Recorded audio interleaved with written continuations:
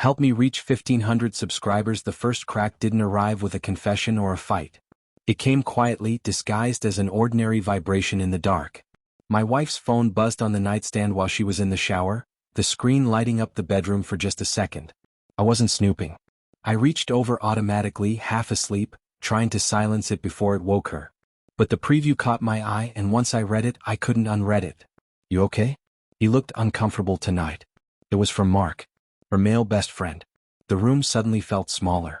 I stood there longer than I should have, the phone warm in my hand, my heartbeat loud enough to drown out the sound of running water from the bathroom.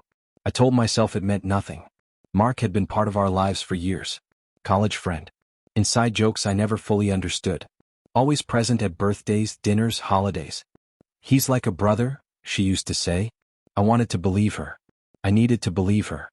But once the thought entered my head, it settled in, heavy and unwelcome, refusing to leave.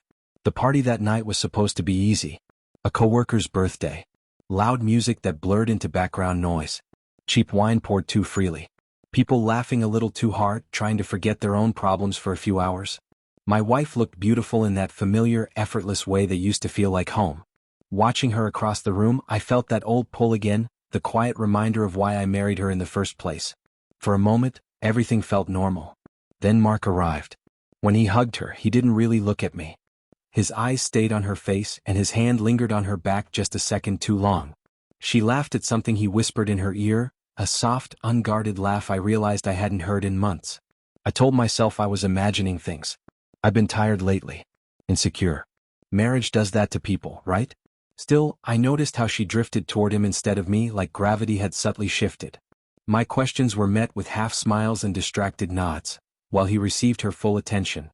When I reached for her hand, she gently pulled away and said she needed a drink.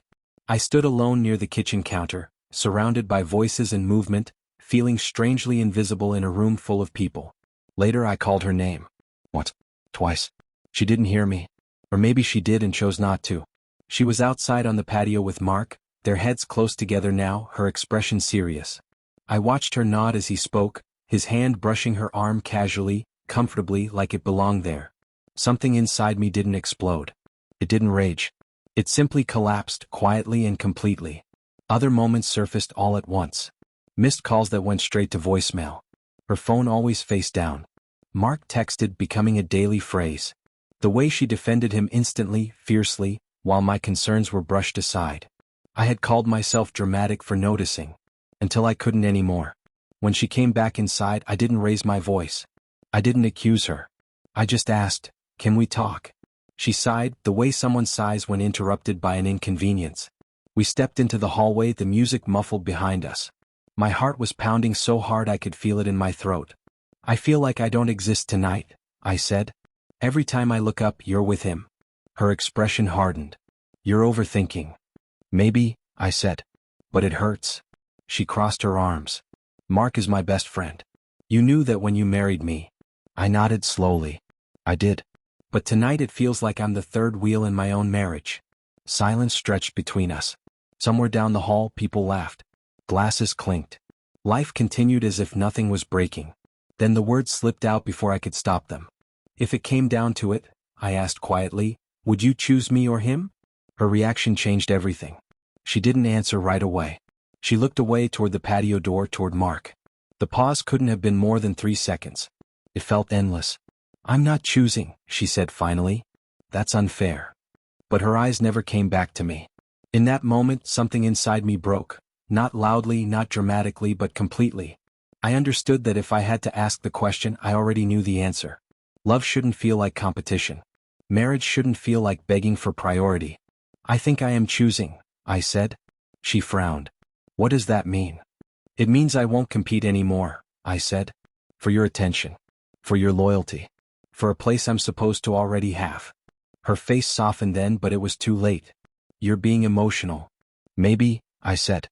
"But I'm finally being honest." I walked back into the party alone, grabbed my jacket, and left without saying goodbye. The cold night air hit my face, sharp and grounding. My phone buzzed once. Then again. I didn't look. In the days that followed, memories hurt in new ways. Shared jokes that now felt borrowed. Late nights that suddenly made sense.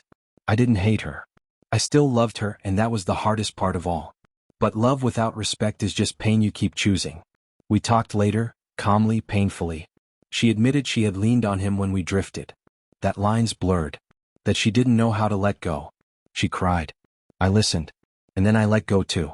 Not of anger, but of the hope that things were different than they were. I didn't leave that night because of another man. I left because I finally understood my place, and chose not to stay in it,